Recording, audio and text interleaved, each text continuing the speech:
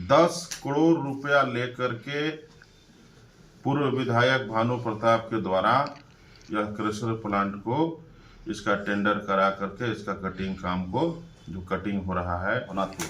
उन लोगों से कल रात में हम लोग को जब पता चला कि विगत 23 तारीख से उन लोग धरना पर बैठे हैं, तो जाकर के व्यक्तिगत रूप से हम उन लोगों से मिले और जब मिले तो देखे कि इस ठंड के मौसम में 60 साल 65 साल 70 साल तक की माताएं अपने बकाया मजदूरी के लिए वहाँ पर उन लोग इस ठंड में धरना पर बैठी हैं, बुजुर्ग बैठे हैं और नौजवान लोग भी बैठे हुए हैं, उनके परिवार के लोग बैठे हुए हैं। और विस्थापित परिवार का जब दर्द आप सुनिएगा तो आपको लगेगा कि कहीं ना कहीं उनके हक और अधिकार को लूटा जा रहा है।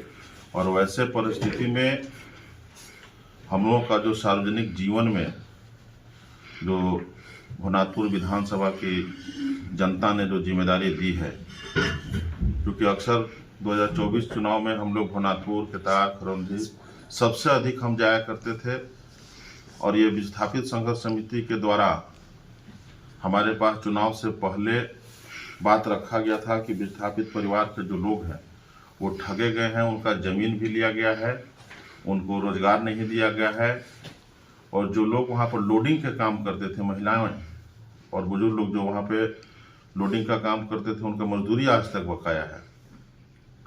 और वो सब चीज़ को लेकर के हमने उनसे वादा किया था कि हम आपको चुनाव के बाद इस संघर्ष में आपके साथ में हम शामिल रहेंगे। लेकिन हम बाहर थे, जब बाहर से हम आए तो हमको सूचना मिला कि जो यहाँ का क्रशर प्लांट है उसको काटा जा रहा है। तो उसको गहनता से जब हम लोग पता किए तो सबसे पहले पता चला कि इसके पहले जो यहाँ के विधायक थे, पूर्व विधायक भानु प्रताप शाही जी, उनके द्वारा यह क्रशर प्लांट का जो अभी कटिंग का काम चल रहा है इसका सौदा किया गया है और इसका सौदा बहुत बड़े पैमाने पर किया गया है। 10 करोड़ रुपया लेकर के पूर्व विधायक भानु प्रताप के द्वारा यह क्रशर प्लांट को इसका टेंडर करा करके इसका कटिंग काम को जो कटिंग हो रहा है इसको शुरू कराया गया है। और इसको हम आप लोगों को बताना चाहेंगे कि यह क्रशर प्लांट जो है अब कटेगा नहीं। कल से हम विस्थापित परिवार के साथ में धरना में हम लोग शामिल होंगे और सबसे पहले जो लोग कटिंग कर रहे हैं, अभी भी कटिंग जारी है, सबसे पहले उसको हम लोग कल रोक देंगे और उसके बाद कटिंग रुकेगा और यहाँ से क्रशर प्लांट नहीं जाएगा। पहले यहाँ का मजदूरों का बकाया मजदूरी मिले और यहाँ पर जो विस्थापित परिवार हैं जिनको ज़मीन का मुआवजा नहीं मिला है उनका ज़मीन वापस हो। और जहाँ तक कटिंग की बात है और ले जाने की बात है, पहले वहाँ पर हमारा लाश उठेगा, उसके बाद वहाँ से एक भी पीस वहाँ से जो भी चीज़ है उठेगा। इसके लिए हम लोग निर्णय ले चुके हैं और वहाँ पर जितने भी बुजुर्ग अभिभावक जो हमारे पिता के समान हैं, हमारी माताएं हैं, सबसे पहले आंदोलन जहाँ पर लोग धरना दे रहे हैं उस स्थल पर जाएंगे और जा कर के उन लोगों से हम आशीर्वाद लेंगे। आशीर्वाद लेने के बाद हम लोग उस आंदोलन को कल से नए तरीके से शुरू करेंगे और एक भी टुकड़ा भी नहीं ले जा पाएंगे, आप लोगों से हम बताना चाहेंगे। लेकिन जब क्षेत्र में जाते हैं जनता के बीच में, तो अगर व्यक्तिगत रूप से जाते हैं, उनका बात को सुनते हैं, तो निर्णय तो लेना पड़ेगा। अब उसमें पार्टी शामिल हो नहीं हो वो अलग की बात है, लेकिन जब आपका इंडिविजुअल निर्णय है, नहीं पार्टी का भी निर्णय है, लेकिन हाँ व्यक्तिगत ही निर्णय है। हमने किसी से पूछा नहीं है, हमने पार्टी के किसी पदाधिकारी से भी निर्णय के लिए पूछा नहीं है।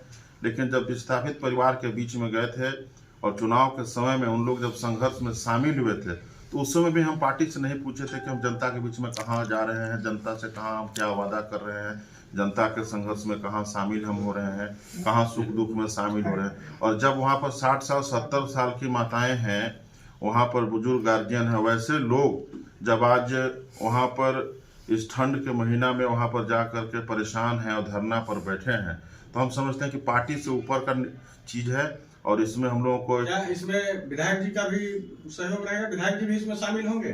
विधायक जी माननीय मुख्यमंत्री के पास अभी पहुंच चुके हैं, इस मामला को लेकर के उनसे भी हमारी बात हुई है। उनको हमने अवगत कराया है कि कल हम लोग निर्णय इस तरह का लिए हैं और उन्होंने भी बोला कि नहीं बहुत अच्छा निर्णय है, इस निर्णय में हम शामिल हैं और विधायक जी चूंकि बाहर है इसलिए वो कल नहीं रह पाएंगे, लेकिन ताहिर जी भी बाहर है, वो भी नहीं रह पाएंगे बड़े भाई, लेकिन कल शोगरा बेगम जी मेरे साथ में रहेंगी। और हम समझते हैं कि हमारा निर्णय में पार्टी, हमारे बड़े भाई अनंत प्रताप देव जी, ताहिर अंसारी जी और पार्टी के एक एक कार्यकर्ता हमारे निर्णय को मानेंगे।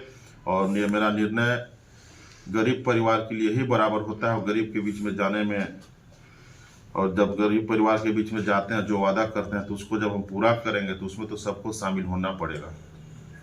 और यह व्यक्तिगत निर्णय नहीं है, यह भवनाथपुर विधानसभा के विस्थापित परिवार के लिए यह निर्णय है।